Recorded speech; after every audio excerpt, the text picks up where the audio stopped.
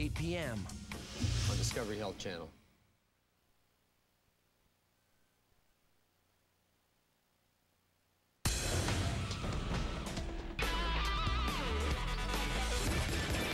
Is she okay? A mysterious virus is killing a premature baby. Now it's going to take a miracle to save her life. At 19 weeks, Leah and George Mussini went in for what they thought would be a routine sonogram. It was their first baby, and the first trimester had come and gone without any problems. I was so excited that I was going to have my sonogram, you know, another little picture of the baby. But during the exam, the technician discovered a serious problem. When the sonogram technician got quiet, you could start seeing that she was really focusing on something and she wasn't getting what she wanted. In the high-risk obstetrics unit, the couple got the worst news possible at this stage in the pregnancy. We discovered that the cervix, which is the opening of the womb, was dilated and open. And there's a risk of the baby delivering right away. Leah wasn't even at the halfway point in her pregnancy. The baby would barely weigh 7 ounces. If this dangerous condition couldn't be treated and the baby was born, it would almost certainly die. Leah was wheeled into emergency surgery. Doctors sutured her cervix in an unproven procedure known as cerclage. When a patient has a cerclage, a suture is placed in a purse string fashion around the cervix and a knot is tied. Doctors confined Leah to strict bed rest for her remaining 19 weeks. Any movement or added pressure could trigger a premature birth. I basically had to sit on the couch. I just remember feeling really scared. After a month of home bed rest, Leah was hospitalized at 24 weeks. Dr. Yakub said, you're going to be here until the baby's born, and hopefully that will be at full term. But just 3 weeks later, Leah's water broke. Their baby was coming nearly 3 months early. The situation was critical.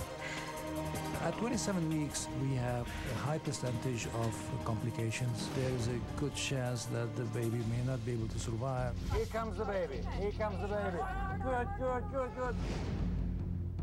Angelina Rose was delivered, but the 2.5-pound baby was silent.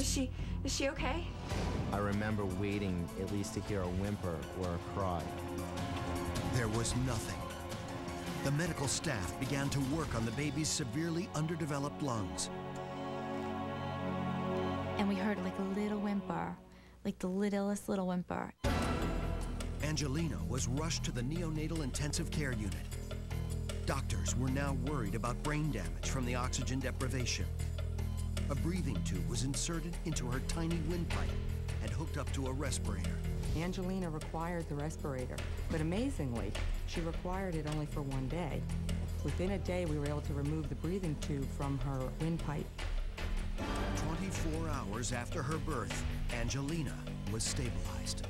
When I held her in my hand, Angelina, if her head was on my palm, I could see the entire circumference of my hand around her head. She was literally the size of a Beanie Baby.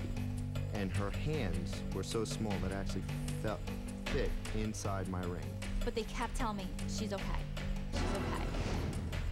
During Angelina's first week, the doctors noted some weight loss, but it wasn't critical yet. Then, disaster. Angelina suddenly took a turn for the worse. She began to need more and more oxygen. She needed to be placed back on the respirator. Angelina became quite ill, to the point that the machine could no longer do the work, and death was feared. Believing it was a virus, the doctors tried every conventional means possible, but nothing was working. They were faced with a real medical mystery. Angelina's weight had dropped to only 1 pound 12 ounces. She was hooked up to a heart monitor and feeding tube. Angelina had declined to a point where her lungs were collapsed. She had a very small portion of her lungs that could actually accept air and process the oxygen that her body needed. We met with the parents and gave them the option to remove Angelina from life support. We didn't even have to discuss it. It was do whatever you need to do to save her.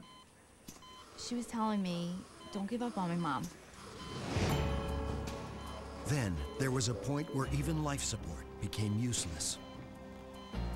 For 13 hours, doctors and nurses did what the machine could not do. They pumped oxygen into this tiny, lifeless body, thinking at any moment Angelina would not make it. I had horrible images in my mind. I wasn't ready for death. For weeks, baby Angelina held on to life support. But the outlook was still grim. What would happen each day is that they would place this tiny infant upon their chest and let her feel their warmth and their love. As a last resort, Dr. Payne wanted to try a new medication. I looked at her x-rays at one point and thought that it was quite unusual. We were seeing inflammatory changes on her lungs that are not typically seen in a newborn infant or a premature infant. Dr. Payne believed that if she could reduce this mysterious lung inflammation, perhaps Angelina would have a chance to survive. Hi. Hello. He's saying hello. He's saying hello to the world. Over the next 24 hours, Angelina started to show new signs of life.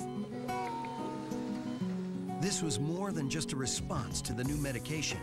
This was truly a miracle. Good job, princess. Keep up the good work. It was a miracle happening in front of our eyes. All right, this is Angelina's first big accomplishment here. 28%. Excellent. Very good girl. Excellent, Angelina. I think we can make the rest. Angelina. The baby's progress was monitored closely for 3 long months in the NICU. Then, on Mother's Day, almost 4 months after her birth, Angelina Rose Mussini was released from the Greater Baltimore Medical Center. It was like such relief, and it also was an extremely scary time. You know, any healthy newborn, it's a scary time. But, you know, add on top of that all of the extra, she was on several medications, the feeding pump, the heart monitor. Slowly the burden started to lift. It wasn't really until we got rid of the oxygen supplement that we really felt that she was free. 2 years later, Angelina has grown into a happy, healthy toddler. She shows few ill effects from her ordeal. It melts your heart every time. She's just incredible. You can just tell when you look at her, she just has a love of life. To this day, the doctors still don't know the exact cause of Angelina's illness. They only know that her recovery is nothing short of a miracle.